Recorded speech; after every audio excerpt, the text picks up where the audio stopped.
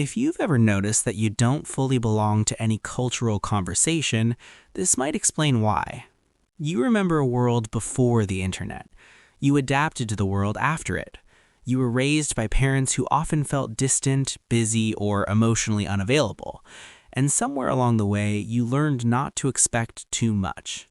That quiet self-reliance, that dry sense of humor, that instinct to handle things on your own, that's not random.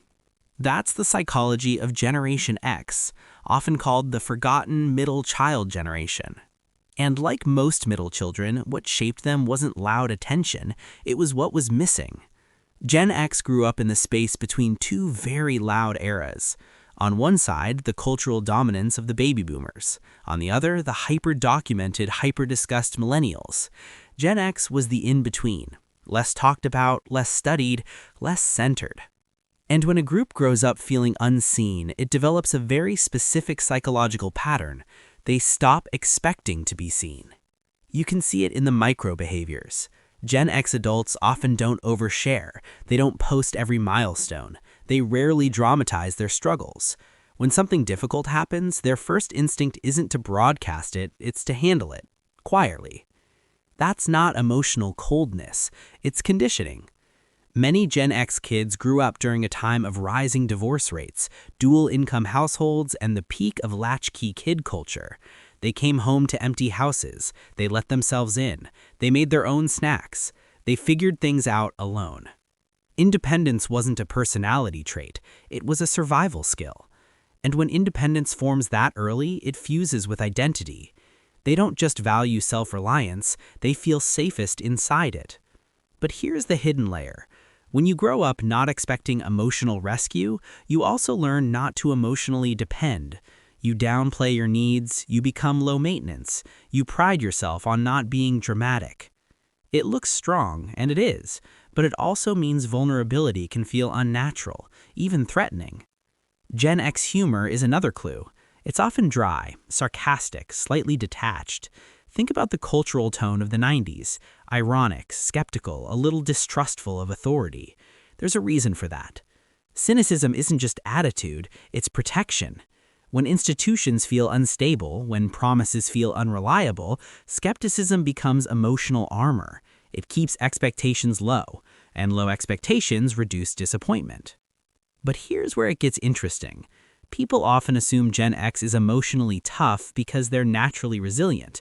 But the real reason isn't toughness, it's adaptation. They learned early that no one was going to over-explain things to them.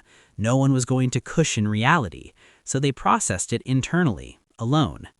And when you process life alone for long enough, you become very good at self-regulation. You don't panic easily. You don't overreact publicly. You don't ask for reassurance often. Not because you don't feel deeply, but because you trained yourself not to need external soothing. And that training shapes adult relationships. Many Gen X adults value space, not in a distant way, but in a respectful way. They don't want to be micromanaged. They don't want constant check-ins. They assume competence in others because they were expected to be competent at a young age. They don't need applause for functioning. Functioning was the baseline. But there's a subtle emotional cost to being the middle child generation. When you're rarely centered, you can start to believe your experience isn't that significant. You might minimize your stress because others have it worse. You might avoid asking for help because I'll figure it out. You might struggle to fully identify your emotional needs because you got so used to sidelining them. It doesn't look like trauma, it looks like strength. But sometimes strength is just unprocessed adaptation. And here's another layer people don't talk about. Gen X is the bridge generation. They remember rotary phones and dial-up internet. They adapted to smartphones and social media. They saw the shift from analog to digital, and they had to adjust mid-life. That creates a unique cognitive flexibility, but it also creates a quiet exhaustion. They've been adapting their entire lives to changing family structures, to economic instability, to technological revolutions. Adaptivity becomes identity. But when you're always adapting, you rarely pause to ask, what did this cost me? It's not that Gen X doesn't feel, it's that they feel privately. They don't romanticize struggle, they normalize it. And that normalization can sometimes hide how much they carried alone. This is why many Gen X adults are deeply loyal friends, steady partners, and pragmatic parents. They value stability because they grew up without much of it. They don't overpromise, they don't overdramatize. They show up, quietly, consistently.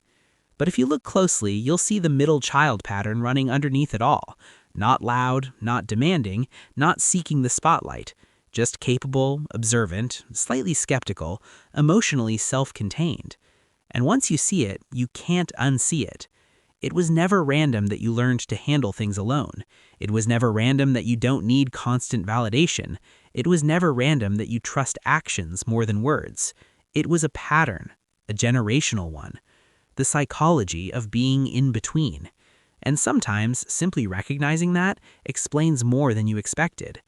If this reflected something you've quietly known about yourself, there's always more beneath the surface to understand.